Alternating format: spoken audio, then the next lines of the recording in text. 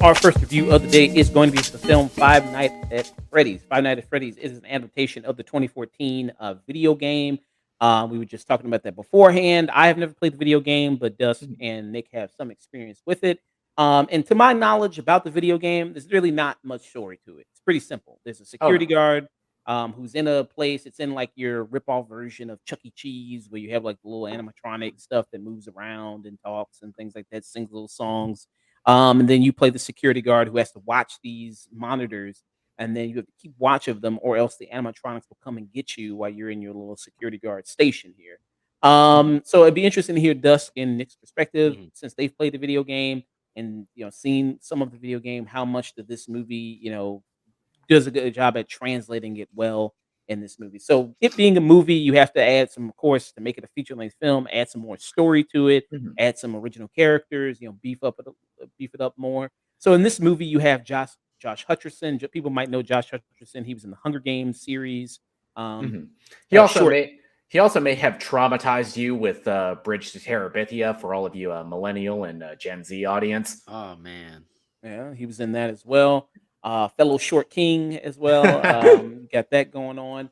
But he plays a character named Mike. Mike, a very troubled character, is going through a lot of stuff right now. He's left to raise his sister, his very young sister named Abby, and he needs a job. He needs work. And then, of course, that puts him in a position to work for the Fazbear's Pizza Place, where he's the overnight security guard. But he also has trouble with his past because he let Mhm. his younger brother kind of get kidnapped and go away. And then he starts noticing, of course, with this being a horror thing, very strange things starts to happen at night with these animatronics, and he has to go ahead and fight them Mhm. to protect himself and his sister as well. So that's kind of the basic setup you have here of the whole Five Nights at Freddy's story here and kind of what's going on. Also, keep in mind this movie is PG-13, so if you're Mhm. expecting anything super gory or anything like that, you're probably not going to get that. Mhm. Oh, it's only on me. Super gory there. It's just PG-13, so Mhm. you're not going to get that. So I'm going to pass to these guys, get their thoughts on it. So, Dusk and Nick, what were your thoughts on Five Nights at Freddy's? So with a game like Five Nights at Freddy's, the very concept of it is inherently something that's very silly. It's like you're just the lone security guard. Your job is to watch over these all of these animatronics that are possessed. And I feel like kind of similar to Halo, a lot of the lore and a lot of the real intrigue with this series, it came from sources outside of the games. It's like books, comics, subreddits, online fan theories about what happened Mhm. with these animatronics and why they are the way they are. I feel like that took so much more priority over the actual story in the game because if you play the game, there really isn't any. And here, I feel like the biggest fault of this movie is the additions that they make to this story. They don't really contribute to the story of the film and what we're really here to see, which is the kind of like spook house of this animatronics and all these hauntings.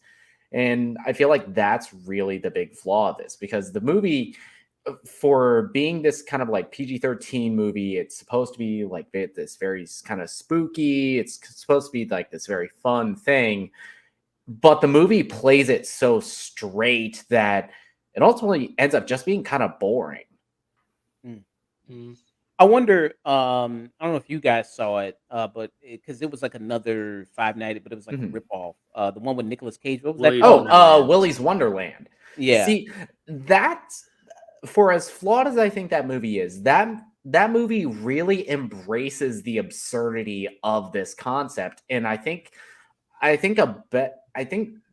actually kind of liked Willy's Wonderland more than this because if nothing else, that was at least more entertaining to me. Hmm. Dust. What do you think? Yeah, I'm kind of mixed on this movie. Mhm. On the one hand, I think Jim Henson and his his Mhm. animatronic team did a fantastic job. I love seeing physical animatronics, not heavy on the CGI completely. It was great to see it. I was really happy to see what I did.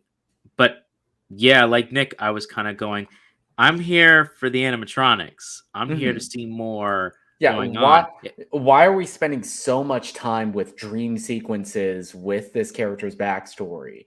Yeah, like to me, I had nothing wrong with the human side of the story to it, because as the games kind of go along, the human side of the story is actually important to it. But I'll be perfectly honest. You're right in saying there's not a lot of plot in the Fazbear, the Five Nights at Freddy's story, but there is a lot of lore in it. Lore that gets built over time. So too much, in my opinion. So stripping it down, taking away some of the complications that show up later, the inconsistencies later, the retcons, the pseudo retcons, but not quite really. The ones that give theorists their bread and butter, especially Matt Pat, who cameoed in this movie in a very funny little moment. He was I won't spoil it, but he makes himself very well known in it. Fellow YouTuber Matt Pat from the Game Theory. But all this kind of culminates is I like the feel of the movie. I like the attention to detail is great. I think the acting is actually very well done for the most part. I just think that, I can't believe I'm saying this, it's played a little too straight. It's played a little too safe. It needed that edge. It needed that more. I needed to be more uncomfortable. Yeah. If it was just Mike's character alone for the entire bottleneck, like Willy's Wonderland, I would have felt, and he just can't leave, or for some reason. But yeah, I'll let you guys kind of come in with this a little bit. I feel like that's a big flaw, because with Willy's Wonderland, that takes place over one night with Nicolas Cage stuck inside this like rip-off Chuck E. Cheese. But with here, because it's in the title, it's in the game, you have 5 nights, you have to stretch it out. So it kind of ruins your suspension of disbelief when, the first sign of something weird going on, Josh Hutcherson isn't saying, fuck this, I'm out. To be fair, he's tripping hard on sleep deprived. Yeah, and he's terrible at his job too. Yeah. I mean, hey, if you was doing the night shift and you was all alone and your whole job was just watching this, I mean, wouldn't you just go to sleep too? Wouldn't you be like, fuck it, I'm just, lock the door? Yeah. No. Yeah.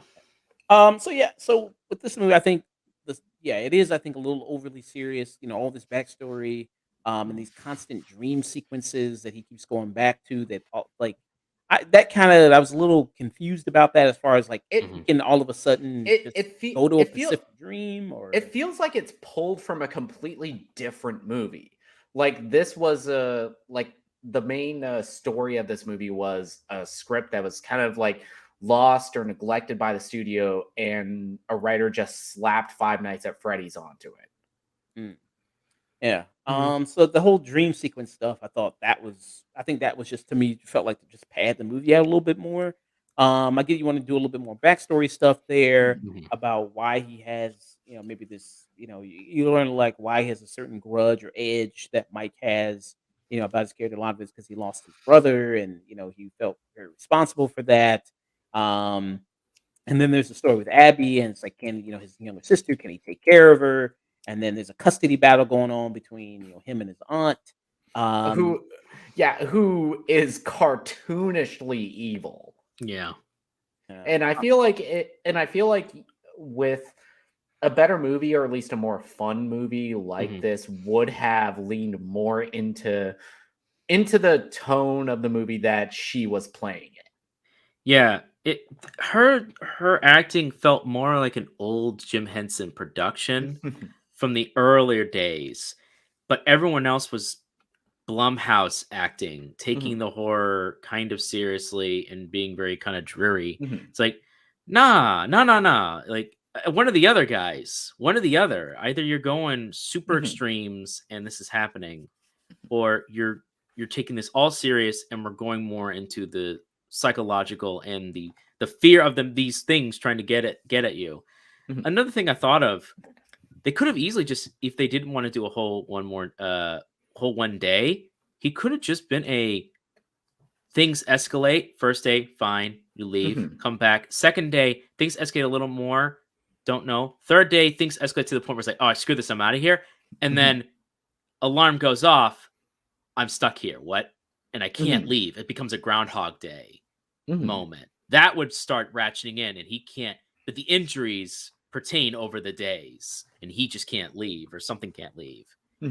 That would have been, and you could have revealed why that is, or some other. I think this movie.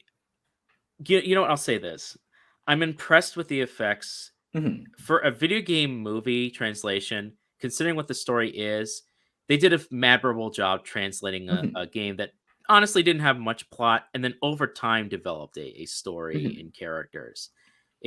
The location is exactly what I thought Fazbear's Pizza Place would be. They keep the characters from most of the lore, changing some things here and there, but not really completely losing some aspects. But at this point, it's too convoluted, so it's fine. Going back to basics in a way. And yeah, I think in that ability to do so, I just enjoyed the effects. I enjoyed the simplicity of it in a way, but I did get this feeling of this feels like two different things. It never quite gels together, and no matter how much I wanted it to. You want to give your rating now? I was looking at what some other people had thought at this time, and looking at it, and I saw it being rated pretty low on the totem pole, and I just don't think that's fair. This movie's not terrible, not at all. It's workmanlike, and especially for a first time. This could easily branch out to a franchise. There's just a lot of things they need to work on. I could see these characters coming back, threats getting more serious, and having bigger stakes. I want to see more of the animatronics. I want to see more of this. This is something I'd like to see. And the way the movie kind of ends, without spoiling anything, does hint to possible franchise happening, or at least leaves enough there for things to be ambiguous at a certain point. So, with all these considered, I think this is a solid stream it. You don't have to go to a theater to see this, not at all. You can just stay home and kind of chill, relax, watch this on occasion. This is a good movie you put in the background on Halloween as you do something else, and then you see the highlights. Whenever the animatronics are on, you're like, oh, not time to pay attention. Or that's kind of how I feel. I know I'm giving it's the lowest stream I can get, it, but it's not a terrible movie. It does everything it kind of set out to do, but nothing more. And that might be its greatest sin, unfortunately. Yeah. Like you said, I agree with you. Like the animatronic work. So this was Jim Henson's Creature Shop here. This is a very flawed movie, but none of them involve the effects worked by the Henson Creature Shop, because all of it is so impressive, especially seeing all of the animatronics interact with people on screen. It's so much fun to watch, and that's the best part of the movie. Yeah, I think that is really great. I love that work. Looks great on camera. I think that works very effective. Like Nick says, works really well, even with the human actors there. I think that's fantastic. Matthew Lillard is in this movie. I think he kind of feels like, I think he knows what movie he's in. Yeah. I think he's playing to it, and I think he's having a lot of fun. I enjoy his performance in here. It's pretty much I think that his performance is the only performance I really like in here, really all that much. And really thought was pretty interesting. Everything else was kind of, like I said, everybody else is kind of like, eh. I mean, Josh Hutcherson's Mike, it feels like he's in a completely other movie. That's the biggest flaw with a lot of the performances in this. And as much as I liked all of these actors in here, like Josh Hutcherson, I think he's doing a good job with playing Mike. As much as I liked Elizabeth Lale, who all of you might remember from as being the love interest from the first season of You. It feels like they're in a completely different movie. Yeah. And Matthew Lillard is really the only one who understands the assignment here. Yeah. They felt like they were in an A24 movie. or another Blumhouse. Like, he's going through psychosis stuff, and he's going through issues and he has sleep and he wants something happened to his family and he has issues and she's just this cop and they end up having like a friendship that blossoms to something. It's a really kind of really simple movie that we did for a budget, but a really good character piece. And then there happens to be animatronics in this too. There happens to be killer animatronics in here. It's just in the background. They're just in the background. You never actually see it. Yeah. But I guess I'll give my rating now and pass it to Nick, so he can give his final thoughts and rating on it. Yeah, I mean, I kind of with Gus. I don't think it's anything you have to go to the theaters to go see. I don't think it's that interesting of a horror movie to go see. To see it in theaters, especially when it's on Peacock. If you have Peacock, one of the 80 streaming service out there that you can get. Yeah, probably the streaming service you forgot you had. Yeah, maybe you signed up for that. What is it, like a first 3 months, 6 months? Yeah, free when trial? you signed up for that 30-day free trial when Halloween Kills was announced was going to drop same day and just never canceled it. Yeah, there's other better stuff that you can watch on Peacock, I think, than this. And yeah, I don't think it's really all that interesting. Besides, just like, okay, it's good creature effects with a lot of the animatronics. I don't think it's really that interesting. When it was with the animatronics, it was good, and I think a lot of the human stuff was pretty weak, and it doesn't really balance it out. So for me, I would give it kind of a burn it for me, high burn it, low stream it territory. What about you? Yeah, for me, this is a very frustrating movie because I see elements in here and I see when it works, like with the animatronics, when they're interacting with a lot of the human cast. And there's a couple scenes in here, like one in the trailer where you get people that are breaking into the Fazbear's place and all the animatronics are going crazy, killing all these people. And even though it's not explicitly gory, you see a lot of it in silhouette. You hear the sound design on it, and it's legitimately creepy. And that's probably the best scene in the movie. But it's also has to compete with a lot of this backstory and a lot of this scenes of trying to overcomplicate this very simple concept of just this guy that is having to be the security guard of this inherently creepy place and these scary animatronics. The animatronics, they look fantastic. I like the performances of all the actors here. I like Josh Hutcherson. I feel like he adds a lot of depth to Mike where the script kind of lets him down. I liked his chemistry with Elizabeth Lail and the actress who's playing his little sister Abby. And I really dug Matthew Lillard in this. He's kind of one of the like consistently great character actors whenever you see him. But I feel like this movie's tone is kind of just very self-serious to the point where the movie isn't fun to watch. And that's ultimately, I think, the goal of like late night spook house kind of movie that I think this was going for. And I feel like this would have benefited from like a campier treatment, because I feel like Blumhouse has really danced the lines of going from camp and having fun with a lot of their horror movies. Like just earlier this year with Megan, I feel like this would have benefited from a similar tone. But the movie's on Peacock, and I'm struggling to think of things I can recommend about it other than the animatronics, because I feel like I was glad that I didn't see this in the theater because I would probably be more mad about it. But for me, this is just a skip it. There's so much better movies, better horror movies that came out this year, better movies that you can find even on Disney Plus that are a better introduction to horror even for younger kids, which I'm guessing this is aimed at. Yeah, that's where the tone kind of confused me a bit, where the moments when they interact with certain characters and they're a lot more friendly. I'm like, and with the music choices for a few scenes, I just go, who is this? Who is this for? Because and some of this could work for with young teens and younger, slightly younger audience. But then this is PG-13 and people are getting hurt. Yeah, for me, it's like, what are you going for? Because I think a movie like Megan, which came out earlier this year, it knew that danced that line perfectly. Because while Megan is doing like completely horrific things, it's the movie's tone is like light enough that it's laughing at the absurdity of it all. Yeah. It also doesn't hurt that it was R-rated first and then cut down to a PG-13. Mm. So it knew it was an R-rated tone movie, that it was already dancing that line. And because you can tell the violent moments get cut out here. I wonder if that. So to give a little background on this, this movie does feel like it was an R-rated that got cut down. Yeah, there is like one moment in here where you could very easily see this movie being rated R. Mm. And it's probably the best scene in the entire movie. Yeah. Yeah. So low stream it from Dust, skip it from Nick, and kind of a low stream it, burn it for me. With Five Nights at Yeah.